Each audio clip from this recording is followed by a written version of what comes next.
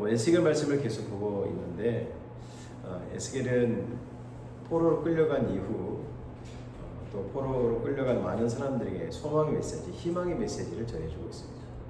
하나님께서 반드시 회복시켜 주실 것을 선포하고 있습니다. 자, 오늘 본문은 실은 이제 심판을 선포한 죄악된 삶을 선포하는 내용이에요. 이스라엘 백성들이 포로로 끌려간 이후 에스겔과 같이 여호와긴 왕과 함께 포로로 끌려갔어요. 그런데 포로로 끌려갔지만 본토에도 남은 백성들이 있었고 또 포로로 끌려간 사람들도 있었어요. 그런데 이 사람들이 우리가 계속 보았던 것처럼 이 사람들이 계속 우상을 숭배하고 피를 먹고 또 살인하고 또 우상을 통하여서 간음을 하고 성적 타락을 벌이고 너무나 죄악된 모습을 살아가는 이스라엘들의 모습이었어요. 그래서 다시 하나님께로 돌아오라고 계속 하나님의 음성을 들려줍니다.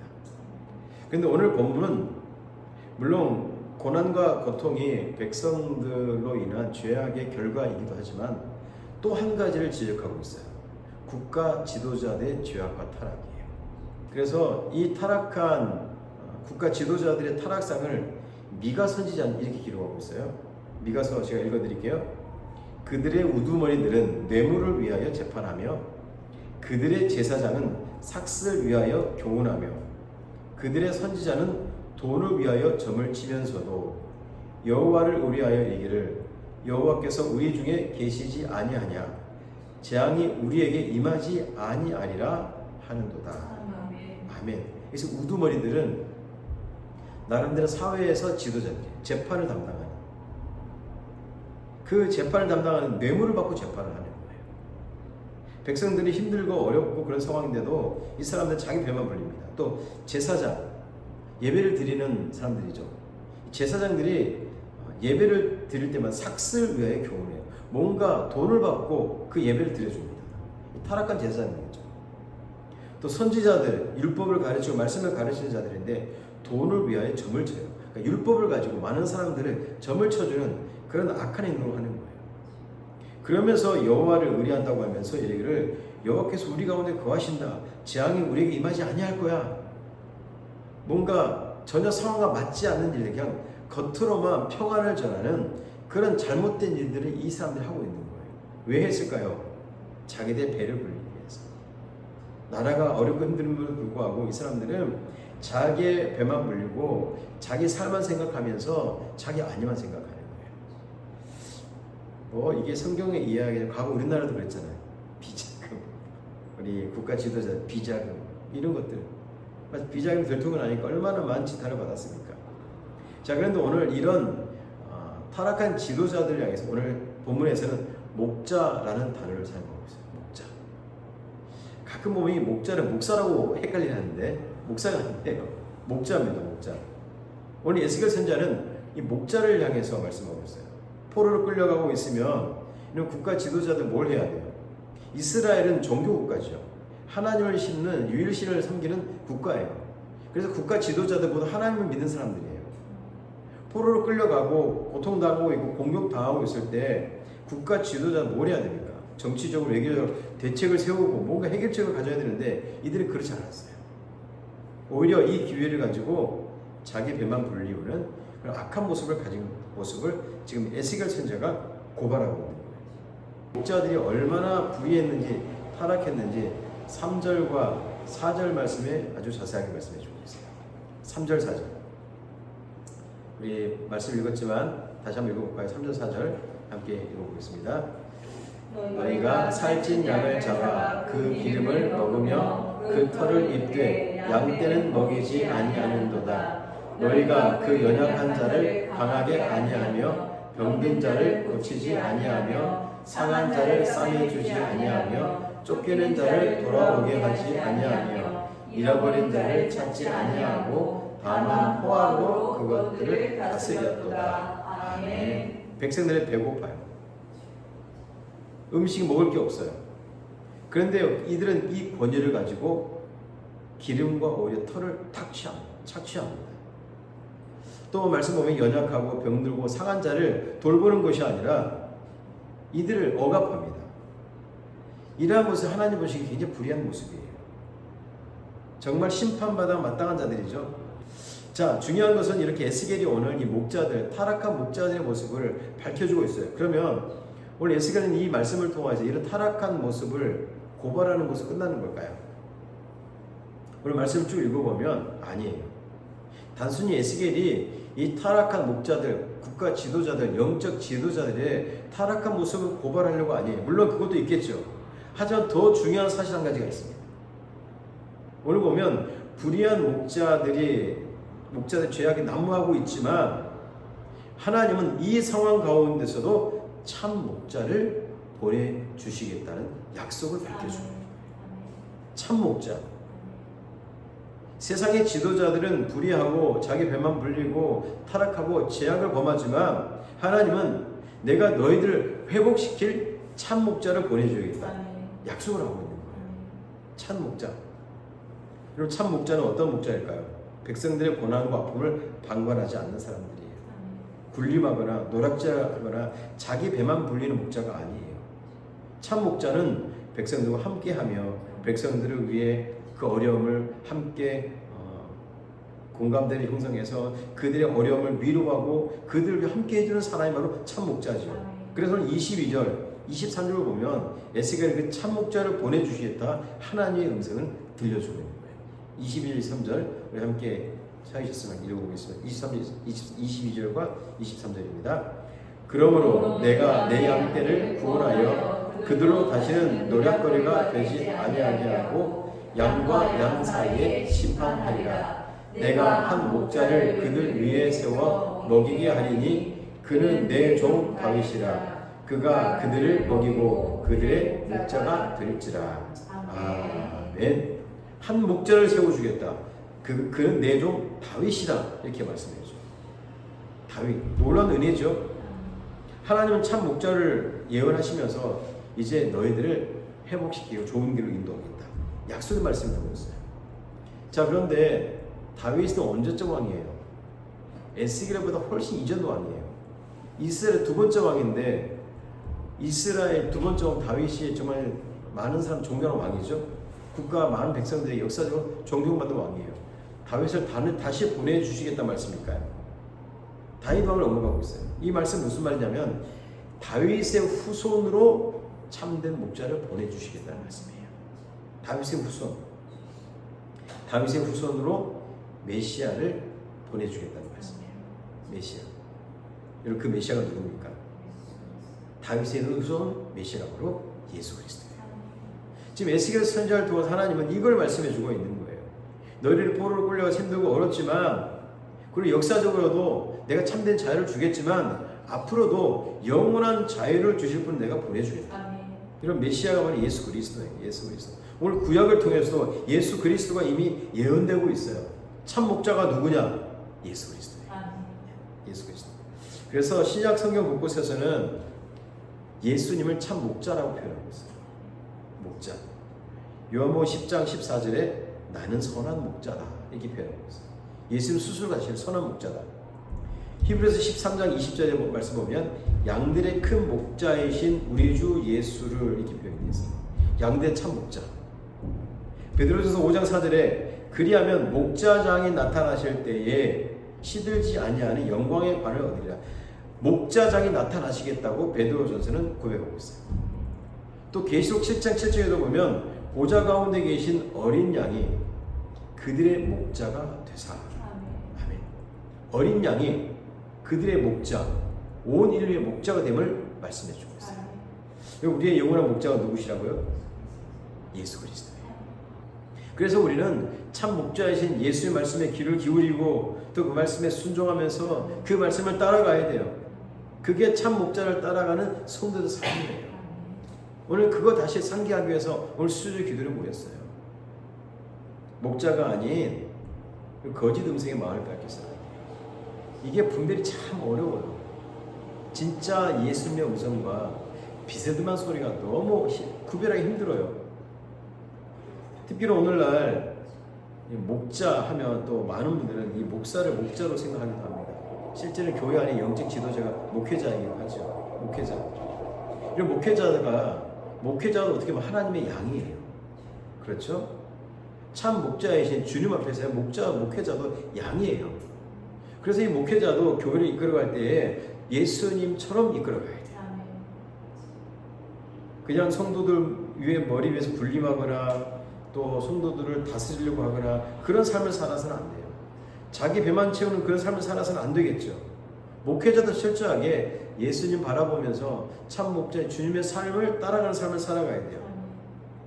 그래서 성도들도 때로 목회자의 가르침에 순종하고 함께 협력하는 관계를 세워가야 돼요. 이게 진정한 교회 질서예요. 교회 질서. 그러면 목회자만 참 목자를 따라가야 됩니까? 여러분은 어떻습니까? 여러분도 오늘 하나님의 음성을 듣기 위해 설교를 듣잖아요. 우리도 하나님의 음성을 듣고 이미 우리가 왕같은 제사장이 되었어요. 그래서 우리는 왕같은 제사장으로서 주님이 가르쳐 주신 길을 따라갈 수 있는 성도들이 돼야 돼요. 그게 진짜 성도죠.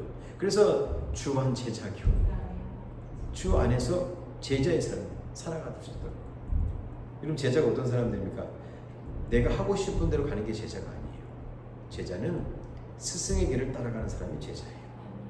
스승이 원하는 길, 스승이 가르쳐주는 길, 스승이 보여주는 길을 따라가는 사람이 진짜 제자예요. 그래서 주한 제자교회는 오직 주님만 바라보는 교회가 되어야 돼요.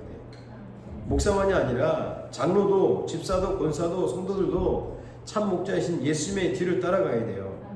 그게 진짜 목자를 따라가는 성도 삶의 모습이에요.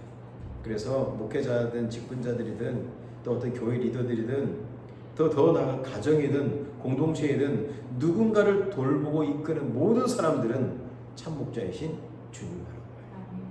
그리고 주님의 뒤를 따라가야 돼요. 그 모습을 가지고 이끌어야 돼요. 그래서 주님의 십자가를 바라봐야 돼요. 어려울 때일수록 십자가 바라보고 또 기쁜 일이 있을 때 십자가 바라보고 어떤 상황이든 오직 십자가를 바라봐요. 그것이 우리 참 목자를 따라가는 성도의 삶입니다. 자, 오늘 말씀을 통해서 몇 가지 잠깐 보면 오늘 20절에서 25절까지 말씀인데 목자에게 주시는 우리 모두에게 주시는 영적 교훈이 있습니다. 20절, 21절, 2절을 말씀을 보면 하나님은 살찐 양과 파리한 양들을 심판하시겠다 말씀하고 있어요. 이 무슨 말일까요? 목자의 사명은 뭐냐? 공의롭게 양을 돌볼 줄 아는 신앙이 돼야 돼요. 공의롭게 양을. 이 무슨 말이냐면 항상 말씀을 중심으로 좌로나 우로나 치우치지 않고 하나님 말씀에 따라 목자의 사명을 감당해야 돼요. 오늘 말씀해 보세요. 살찐 양들은 악한 영들을 밀치고 들이받습니다. 자기 살려고. 자, 이 말씀을 더 주신 영적 교훈이 뭐예요? 문제는 양을 괴롭히는 대상이 외부에 있는 늑대나 이리가 아니에요. 누구예요? 살찐 양들이에요. 양이 양을 들이받아요. 양이 양을. 여러분 우리가 목자의 사명 감당할 때 특히 교회 안에서도 마찬가지예요. 양이 양을 들이받는 일이 생기면 안 돼요. 이런 목회자들을 들이받는 사람들 가끔 있습니다. 목회자를 들이받는 사람들이 있어요. 이런 목회자를 자주 들이받는 교회 치고 건강한 교회는 없어요. 목회자들 가만 보면 목회자들을 자꾸 들이받는 교회 보면 부흥하는 교회가 없어요. 항상 갈등이 일어나고 또 좋지 않는 신앙 습관으로 교회를 유지합니다. 이런 교회 안에서도 내가 강하다고 약한 사람 배려하지 않고 또 내가 교회 오래 다녔다고 처음 온 사람들 무시하고 또 내가 직분 받았다고 섬기고 낮아지는 게 아니라 어깨에 힘을 주는 것, 그건 올바른 교회 모습 아니겠죠. 올바른 모습이 아닙니다. 하나님이 결코 기뻐하지 않습니다. 목자는 강한 사람만 돌보는 것이 아니라 강한 사람도 돌보고 약한 사람도 돌보고 상처를 입은 사람도 돌보고 상처 입지 않은 사람과 함께 기뻐하기도 하고 이렇게 이 목자는 공의롭게 양 돌볼 수 있는 모습을 가져요. 이 너무 우리 신앙에서 너무 중요한 것들이에요. 앞으로 주한 제자에게 세워갈 모습이기도 해요. 여러분 예수님도 어떤 모습을 가지셨습니까? 건강한 자에게는 의원이 쓸데없고 병든 자에게야 쓸데있다 이렇게 말씀하셨어요. 건강한 자에게 의원이 쓸데없어요. 병든 자에게 쓸데있어요. 교회는 그래서 자꾸 소외되고 약하고 힘들고 어려운 사람들을 자꾸 위로하는 교회가 돼요. 그래야 교회가 올바른 하나님의 삶을 감당할 수 있는 거예요. 물론 또 모든 성도들 공평하게 다 우리가 사랑하고 위로해야 되겠죠. 하지만 그 중에서도 연약한 자들, 위로받을 자들, 목회자이든 장로든 성도든 이기적이고 자기 중심성에서 벗어나야 돼요. 섬김과 낮아짐의 모습을 가져야 돼요. 그래서 주한 제자교회 제가 기도하면서, 하나님 우리 교회는 주한 제자교회로 이름을 제가 기도하면서 이름을 붙였는데 어떤 모습을 가지면 좋겠습니까? 기도하면서 여러분 저 앞에 들어오다 보면 제자들의 발을 씻기시는 예수의 그림 있죠? 보셨어요? 제가 그거를 우리 교회가 주한 제자교회를 상징으로 가져야 되겠다. 예수님이 제자들 발을 씻기시는 낮아지는 모습, 섬기는 모습. 우리가 어떤 제자가 되어야 됩니까? 바로 그런 제자가 되어야 돼요. 그런 제자. 우리 교회는 그런 교회가 되어야 돼요. 그래서 교회가 그런 사명 감당할 때 목자의 사명을 잘 감당할 수 있다고 주님 칭찬받는 교회가 돼요. 이런 요즘 전도할 때 어떻습니까? 우리 교회 와 그러면 쉽게 막 반응이 오던가요? 오지 않습니다. 요즘. 전도할 때 내가 섬겨야 돼요. 내가 낮아져야 돼요. 말 한마디 또 커피 한 잔도 섬겨야 돼요. 그래야 그 감동을 통하여서 이제 조금 관심을 가집니다. 이게 바로 다 겸손이고 섬김이에요. 오늘 목자의 사명이 무엇이고 공유롭게 양을 돌보는 거예요.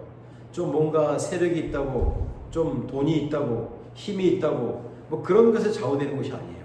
공유를 가지고 우리 성도들은 그런 것에 우리가 뭔가 좌우로 치우치는 것이 아니라 오직 말씀을 가지고 목자의 삶을 감당해야 될 줄 믿습니다. 오늘 그걸 말씀해 주고 오늘 두 번째 23절과 24절을 보면 23절에서 말씀하고 있죠. 내 종 다윗 하나를 그들 위에 세워 목자가 되게 하리니. 아멘. 이 말씀은 누구를 말씀하시는 거라고요? 다윗의 후손인 메시아 예수 그리스도. 예수 그리스도. 결국 목자가 기억해야 될 것은 목자의 사명은 선한 목자이신 그리스도를 따르는 것임을 항상 기억해요. 우리는 누굴 따라야 됩니까? 예수 그리스도. 선한 목자, 참 목자이기 때문이에요. 그래서 앞에서 말씀드렸지만 예수님은 자신을 향해서 나는 선한 목자다라고 얘기하시는 거예요. 그래서 선한 목자 주님은 어떤 모습을 가지셨습니까? 생명까지 내어주셨어요. 십자가를 통하여 온 인류를 구원하시기 위해 자기의 모든 생명을 내어주셨어요. 그게 참 목자예요. 그래서 우리는 이제 나에게 생명을 주신 그 은혜를 기억함으로 우리는 선한 목자이신 그리스도를 따르는 삶을 살아요. 여러분 우리가 평생 교회를 다니시고 계시고 또 오랫동안 교회를 다니셨죠. 우리의 초점과 우리의 목표는 예수 그리스도입니다. 예수 그리스도. 예수 그리스도를 올바로 바라보지 못하면 결국 길은 헷갈리게 되어 있어요. 근데 이 땅에는 여전히 거짓 목자들이 많습니다. 목자들이 사명 감당하지 않고 자신의 체면과 자존심이 우선되는 사람들이 있어요. 또 교회 안에서는 사람들을 그리스도로 이끌어야 되는데 자신에게 묶으려고 하는 사람들이 있어요. 참 안타까워요. 그리고 교회는 성도들이 이끌 때에는 복음으로 하나 될수록 이끌어야 돼요. 여러분 바나바를 해보셨죠? 목자 해보셨죠? 바나바 목자 역할이 뭐예요? 내 사람 만드는 거예요? 복음을 알게 하는 거예요? 복음을 알게 하는 거예요. 이런 복음을 알게 할 때 그 사람의 영혼이 살아나요. 우리는 그 사람들 복음으로 이끌어야 돼요. 관계를 맺기 위해서 이끌어가는 게 아니에요. 내 편으로 묶으려고 하는 게 아니에요. 가끔 교회마다 요즘 참 안타까운 일은 많은 목회자들이나 장로들이 담합을 해요. 뭔가 세력을 부풀리기 위해서, 힘을 가지기 위해서. 너무 안타까워요. 그런 거 보고 있습니다. 교회는 담합하는 것이 아니라 온전히 성도들을 그리스도에게로 이끄는 통로가 돼야 돼요. 통로. 저도 그렇고 여러분도 그렇고 예수 이끄는 통로가 돼야 돼요. 교회 안에서 세력을 부풀리거나 정치를 하거나 이런 모습을 가져서는 안 돼요. 그건 바로 교회 공동체를 파괴하는 것들이에요. 파괴하는 것들. 그래서 주한 제자교회는 철저하게 복음을 위한 교회가 돼요. 복음을 위해 사람을 세워야 돼요.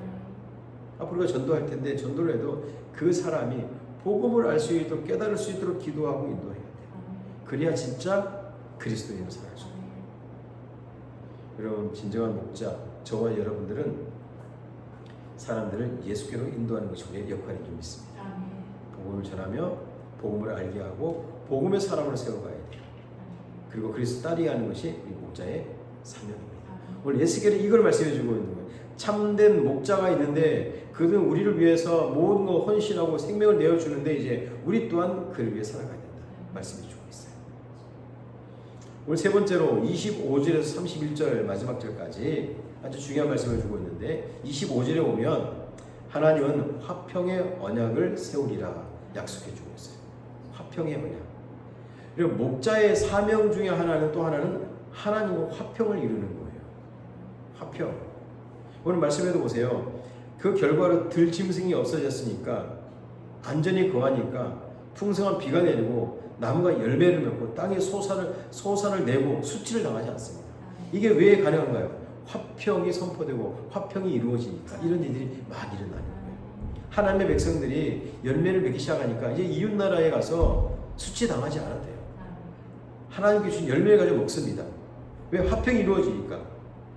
우리의 삶에 있어서 하나님과 관계가 온전히 이루어질 때 이런 축복이 이루어집니다. 하나님과 관계. 너무 중요합니다. 우리 주님도 하나님의 말씀에 절대 순종했어요. 하나님과 관계가 항상 유지되는 그런 삶을 사셨어요. 여러분, 우리가 의롭게 되었다라는 이 의롭다라는 이 단어의 정의에는 하나님과의 관계성을 의미하는 의미가 있어요. 내가 의롭게 되었어요. 어떻게 의롭게 되었어요? 내가 뭔가를 잘해서, 내가 뭐 노력을 해서, 내가 어떤 행동을 해서 의롭게 된 게 아니에요. 우리는 하나님이 우리를 의롭게 만들어 주셨어요. 그래서 우리는 그런 은혜를 받은 사람이기 때문에 이제 우리가 해야 될 일은 항상 하나님과의 올바른 관계를 유지하는 거예요.